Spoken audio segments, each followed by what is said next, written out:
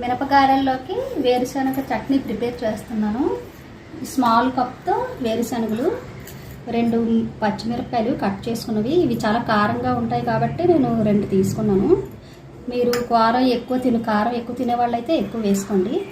ఇది 3 table spoons oil, ఈ small స్పూన్తో 1/2 స్పూన్ సాల్ట్, చిన్న టొమాటోస్ కట్ చేసి పెట్టుకున్నవి,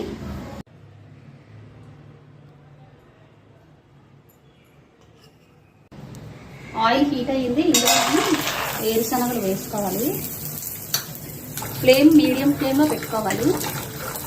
ఇది కొంచెం ఫ్రై అవుతున్నప్పుడు ఇందులో టమాటాలు కూడా యాడ్ చేసుకోవాలి, పచ్చిమిరపకాయలు కూడా.